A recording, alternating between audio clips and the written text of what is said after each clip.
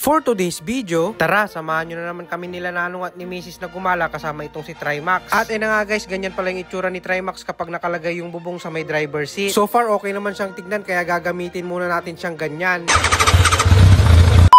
Ngayong araw nga guys ay meron nga tayong pupuntahan na madalas na pinagtatambayan dito sa may part ng Villasis. Madalas ko na din kasi itong nakikita na pinopost kaya syempre pupuntahan din natin. Ngayon lang ulit nga pala tayo makakapag-upload ng mga video na ganito na gumagala nga kami nila Nanong at ni Mrs. dahil busy nga si Nanong sa school sa mga exam at mga competition niya. At nga guys, bali sa mga oras na to ay nagbibiyahe na kami papuntang Villasis. Medyo hapon na nga kami pumunta dahil maganda nga daw pumunta doon kapag medyo palubog na nga daw yung araw. At nga guys, habang nagbibiyahe nga tayo meron nga pumansin sa atin. Oscar, magsuot ka ng helmet. At nga guys, bali dito nga pala tayo dumaan sa may bypass road sa may Villasis. Bali madalas ko din pala itong madaanan noon guys nung nagtatrabaho pa ako sa Bayambang at umuwi doon sa bayan namin sa Malasiking. At ngayon ko nga lang ulit itong nadaanan guys kaya sobrang na-miss ako dahil talagang sobrang laki ng pinagbago nitong bypass road na to guys. At napansin ko nga yung mga naglalaki ang simento doon sa gilid na siguro yun yung gagamiting drainage para dito sa bypass road. At sa tingin ko kapag natapos itong construction ng bypass road na to, siguradong magkakaroon ng food bazaar dito guys. Nabukod nga sa malawak yung bypass road na to guys ay tignan nyo naman yung view na napakaganda kapag makikita nyo yung sunset dito. Sobrang nakaka-relax kasi guys kapag tumatambay tayo tapos pinapanood natin habang lumulubog yung araw. Alam nyo yun guys, parang nakakagaan sa pakiramdam. Bali guys, tatawid nga pala tayo dito sa kabilang bypass road dahil dito nga yung pupuntahan natin kung saan nga tayo magme-merienda at tatambay. At kung sakaling napanood mo tong video at gusto mo ring pumunta dito guys para mag-relax, magtambay at magmerienda, sundan mo na lang yung video kung saan nga yung dinaanan ko. Pero syempre guys, depende yan sa panggagalingan ninyo. Pero kung galing kayo sa Urdaneta, pwedeng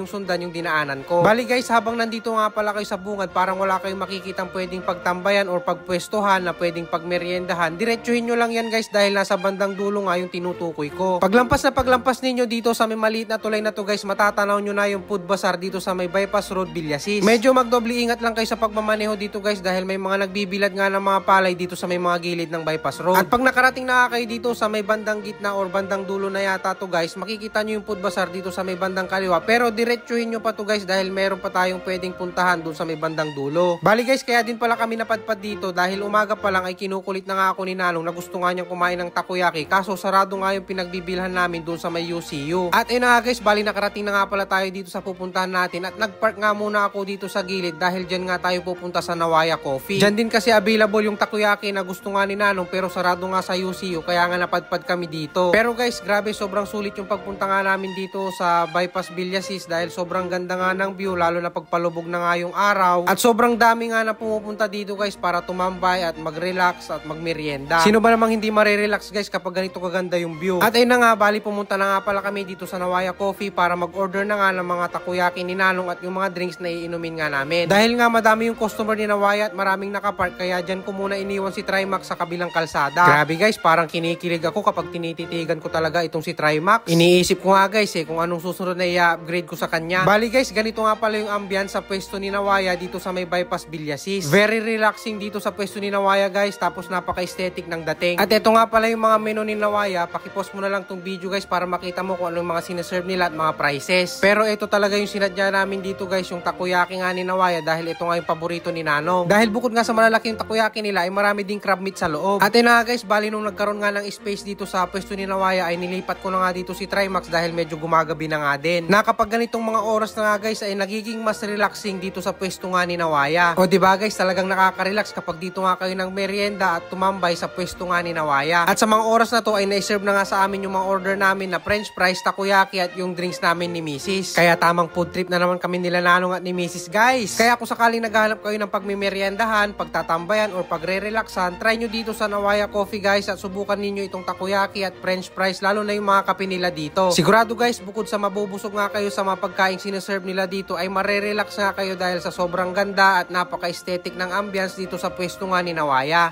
O paano guys, hanggang dito na lang muna ulit ang video natin. Maraming salamat sa inyong panonood guys. Ride safe lagi and peace out.